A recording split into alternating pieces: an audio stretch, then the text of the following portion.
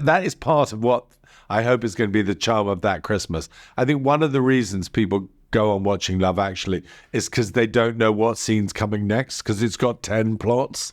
Do you know what I mean? You don't know that person's gone on the train, he's going to get out and walk to his office. You never know what's coming next. And I think that makes Love Actually quite sort of fun to watch. And I hope the same as that Christmas. You're really focusing on one story, and then suddenly you're catapulted into another story, and then another story, and then you return. So I think that sort of structural thing is one of the reasons people like Love Actually. Hi, Richard. How are you? Daniel, I'm very happy to talk to you. I am so delighted to talk to you. And right out of the gate, I have to thank you and Rowan Atkinson for teaching me what the middle finger was growing up with the Bean movie. There we go. Rowan's turning 70. So I'm not sure he'd be teaching you that lesson now. Well, it's something that I'm keeping with me forever. You know, Richard, you've worked on some of my absolute favorite films, and I'm just so delighted to be talking to you today, especially about that Christmas, which is absolutely delightful. Where did this project begin for you? Well, it started as 3 different children's books. I sort of wrote for my children about 10, 15 years ago.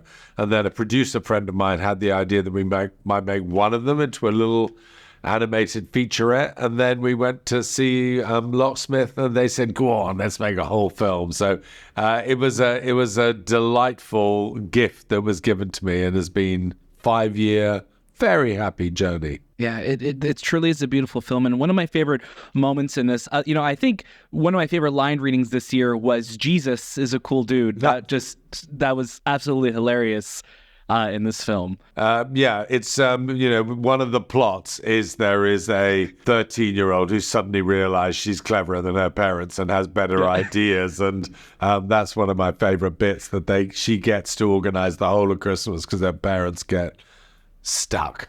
Yeah, that was delightful. But I also love that this film really, one of the lines that really resonated with me most of watching is that Christmas is a magnifier. And I think about that a lot. And I think a lot of people, as they get older, start to think of it. You know, you think of the positives and the negatives. For yourself, like you said, this started off as books for you.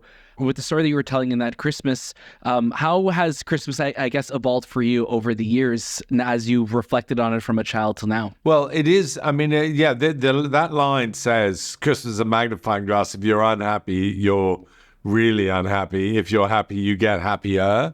And I think as you get older, one of the things that you try and do is try to take out an insurance policy against Christmas unhappiness. So I, in fact, this year and for the last 20 years, about 5 families have all got together in a village, very like the village in this movie, and celebrated Christmas together so that it isn't quite as extreme. But I do remember when it used to just be my family, that it was always both very happy, but also a kind of stock taking. Are we happy? Which of the children's the least happy? How are things going? Are we happy where we are? So I do think Christmas it isn't just one happy story. It's often quite a complicated time of year, and that's why we made the movie. Yeah, that's absolutely lovely. And another great moment that we've seen a couple times in this film is some shots at your earlier Christmas of Love Actually, which is so it's tradition. It's tradition for so many people, and it was so funny to see it pop up again in this film. For you now, that from that film being in 2003.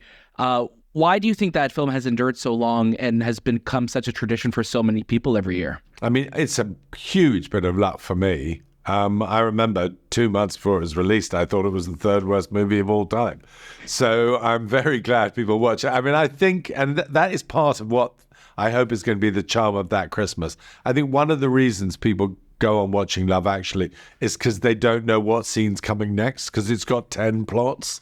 Do you know what I mean? You don't know that person's gone on the train, he's going to get out and walk to his office. You never know what's coming next. And I think that makes Love Actually quite sort of fun to watch. And I hope the same as that Christmas. You're really focusing on one story, and then suddenly you're catapulted into another story, and then another story, and then you return.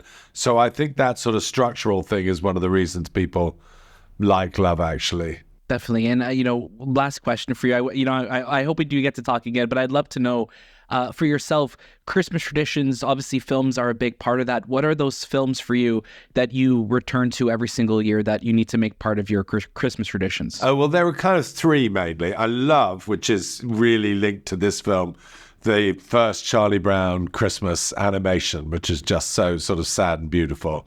I love White Christmas because Bing Crosby was my dad's favorite human being.